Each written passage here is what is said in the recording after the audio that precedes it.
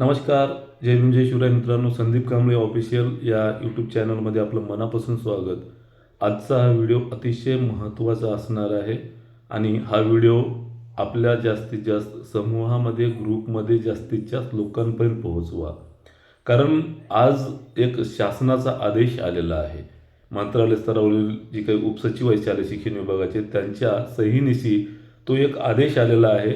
October महिन्यामध्ये 2025ला शिक्षण आयुक्त कार्यालयातून एक पत्र जे आहे ते पाठवण्यात आलेलं होतं मंत्रालय स्तरावरील. कशा संदर्भात होतं ते सविस्तर माहिती बघूया. म्हणजे हा निर्णय म्हणजे पूर्ण शिक्षक भरतीला एक कलाटणी देणारा निर्णय आहे. प्रामाणिक उमेदवार जे आहेत त्यांच्यावर कसा अन्याय होणार आहे भविष्यामध्ये तुम्हाला कळणार आहे. तो जो निर्णय आहे तो आज निर्गमित झालेला आहे. तो निर्णय असा आहे की 2017 पासून शिक्षक भरती अभियोग्यता व बुद्धिमत्ता चाचणी पवित्र पोर्टलच्या माध्यमातून झाल्याच्या नंतर पवित्र पोर्टल माध्यमातून ह्याची शिक्षक भरतीची प्रक्रिया जी आहे ती करण्यात येते आणि ही वेळखाऊ आहे हे स्वतः शिक्षण आयुक्त कार्यालयानं त्या पत्रामध्ये सांगितलेलं आहे. या भरती प्रक्रियामध्ये विविध टप्पे असतात, जसं की त्याचा अर्ज स्वप्रमाणित करणे, परीक्षा परिषदेत त्याची परीक्षा घेते, त्याचा निकाल लावून IGTs जो आहे तो शिक्षण आयुक्त कार्यालयाला सादर करते.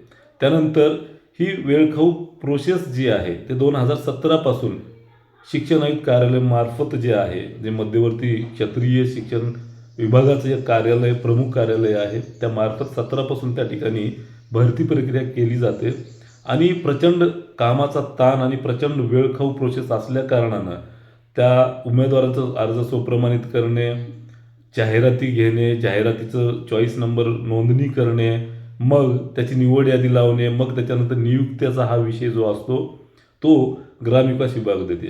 मात्र या गोष्टीसाठी प्रचंड वेळखाऊ पद्धत असल्या कारणाने परीक्षा परिषदेकडे जे आहे पूर्णपणे परीक्षाची या अभियोग्यता व बुद्धिमत्ता चाचणीच्या नंतरची जबाबदारी सुद्धा आता परीक्षा परिषदेकडे सोपवण्यात आलेली आहे. शिक्षण आयुक्त कार्यालय यांच्या मार्फत जी आहे ती पूर्ण जबाबदारी आता परीक्षा परिषदेला या पत्रानुसार या GR नुसार सोपवण्यात आलेली आहे. परीक्षा परिषदेचा तुम्हाला इतिहास माहिती आहे. नक्कीच परीक्षा परिषद ही 1998 रोजी स्वायत्त संस्था आहे. त्याला कायद्याअंतर्गत ती परीक्षा जी आहे ते निर्माण झालेली आहे. परीक्षा ज्या आहेत शालेय शिक्षण विभागाच्या शैक्षणिक ज्या परीक्षा आहेत ते पूर्णपणे जबाबदारी परीक्षा परिषद पार पडते. त्याच्यासाठी तो एक कायदा 1998ला करण्यात आला. 2 जानेवारी 1999ला राज्यपालाची त्याच्यावर स्वाक्षरी होऊन तो एक कायदा जो आहे तो अंमलबजावणी करायला सुरुवात झाली आणि परीक्षा परिषदेच्या माध्यमातून अनेक परीक्षा ज्या आहेत त्या राज्यामध्ये घेण्यात येत आहेत. त्यासोबतच या परीक्षा परिषदेचं कामच केवळ कायद्याअंतर्गत स्थापित झाल्या कारणाने राज्यातल्या परीक्षा घेण्याची जबाबदारी परीक्षा परिषदेवर आहे. नक्कीच परीक्षा परिषद या परीक्षा घेते शालेय विभागाच्या, नक्कीच घेते. मात्र गेल्या काही वर्षापासून जी शिक्षक पात्रता परीक्षा आहे 2019ची शिक्षक पात्रता परीक्षा त्याच्यामध्ये तब्बल 9,501 विद्यार्थी बोगस त्या ठिकाणी जे आहे ते आढळून आले आणि ही जी वशिलेगिरी आहे परीक्षामध्ये TET पास करून देण्याची स्वतः अध्यक्ष परीक्षा परिषदेचे यांनीच ती वशिलेबाजी केली. म्हणजे कुंपणानं शेत खाल्लं अगदी अशा पद्धतीनं TET परीक्षामध्ये घडलेलं आहे. हल्ली काही दिवसापूर्वी बरेच अधिकारी वर्ग त्या ठिकाणी निलंबित करण्यात आलेले होते त्या परीक्षा परिषदेचे सुद्धा. काही दिवसापूर्वी सुद्धा आता TET झाली या संदर्भात अनेक त्याचे पेपर फुटीची प्रकरणं जरी परीक्षा परिषदेच्या मार्फत परीक्षाची पेपर्स फुटली गेली नाही तरी त्याची धागेदोऱ्याची उत्तर भारतीयापर्यंत पोहोचलेली आपल्याला दिसतात. राज्याची पोलीस यंत्रणा जी आहे ते त्यावर कार्यवाही करते, चौकशी करते. सोबतच टेट परीक्षा जी झाली ती टेट परीक्षेचा निकाल लावताना सुद्धा काही गोष्टी त्याच्यामध्ये तफावत आढळून आल्या होत्या. अनेक शंका निर्माण झालेल्या होत्या. संशयास्पद निकाल होता. तर कुठेतरी इन्सेक्युअर जे आहे त्याच्यानंतर आम्ही पाठपुरावा करून परीक्षेचा निकाल जो आहे ते फेरनिकाल लावायला भाग पाडला.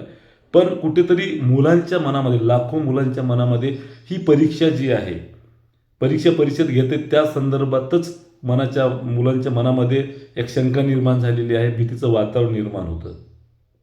गुणवत्तेला वाव मिळणार नाही असं वातावरण निर्माण झालेलं आहे. तेव्हा कुठेतरी जरी विलंब झाला, अनेक टार्गेट, अनेक चॅलेंजेस शिक्षण आयुक्त कार्यालयातील संबंधित अधिकाऱ्याकडे जरी आले तरी त्याच्यात वेळखाऊपणा जरी झाला तरी ही परीक्षाचा निकाल किंवा ही परीक्षाची प्रोसेस जी आहे ते अत्यंत पारदर्शक जे आहे ते शिक्षण आयुक्त कार्यालयाच्या मार्फत माननीय आयुक्तांच्या मार्गदर्शनाखाली त्या ठिकाणी आजपर्यंत राबवण्यात आलेली आहे 2017 पासून. आणि इथून सुद्धा शिक्षण आयुक्त कार्यालयाच्या मार्फतच राबवावी ही आमची आणि राज्यातील तमाम भावी शिक्षकांची, जे अभियोगिता बुद्धिमत्ता चाचणी दिलेत भावी शिक्षक आहेत, त्यांची इच्छा आहे.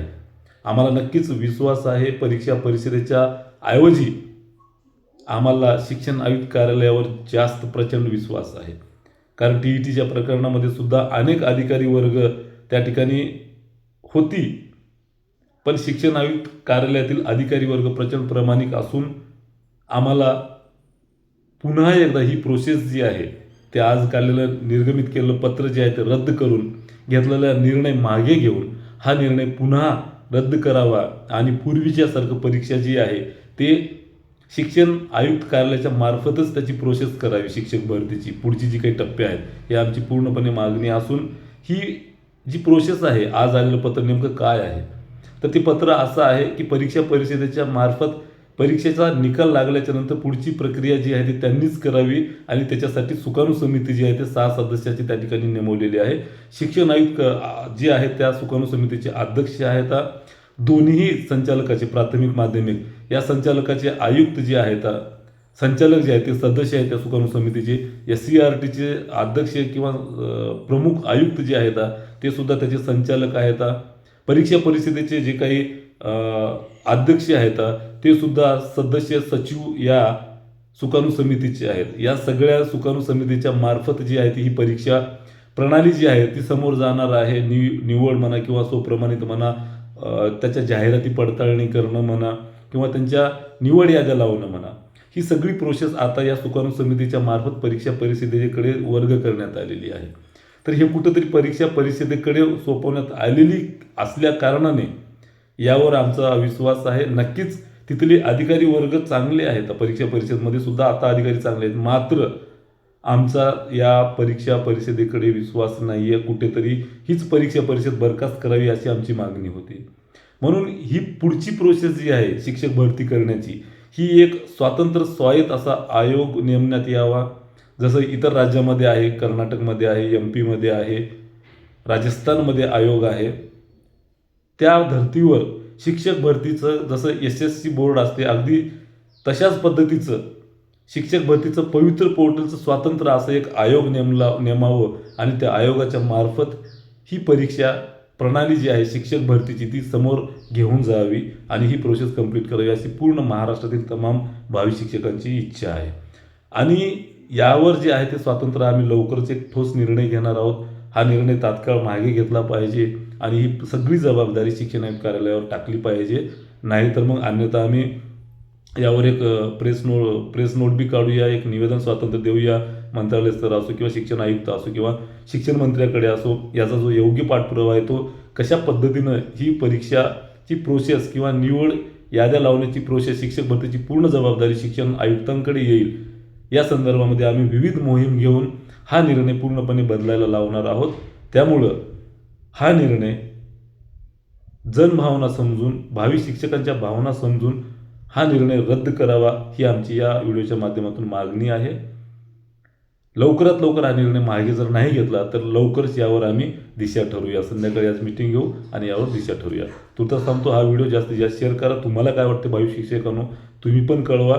नाहीतर मग परीक्षा परिषदेकडे ही प्रोसेस गेली तर तुम्ही विचारही करू शकणार नाही तुमच्या गुणवत्तेला वाव मिळेल की नाही, कारण मनामध्ये अगोदर शंका निर्माण झालेल्या आहेत. भविष्यामध्ये सुद्धा त्याच्यामध्ये इन्सेक्युअर असणार आहे. त्यामुळं यावर सगळ्यांनी व्यक्त झालं पाहिजे. यावर सगळ्यांनी आपलं ज्या विचार आहेत, जी आपली प्रतिक्रिया आहे ती व्यक्त झाली पाहिजे. नक्कीच यावर आपण ठोस निर्णय घेऊन जे आहे ते पुढचा पाठपुरावा करूया आणि या संदर्भातली प्रेस नोट किंवा प्रेस कॉन्फरन्स घेऊनच आम्ही पुढची दिशा ठरवणार आहोत. तुर्तास थांबतो. धन्यवाद. जय भीम, जय शिवराय.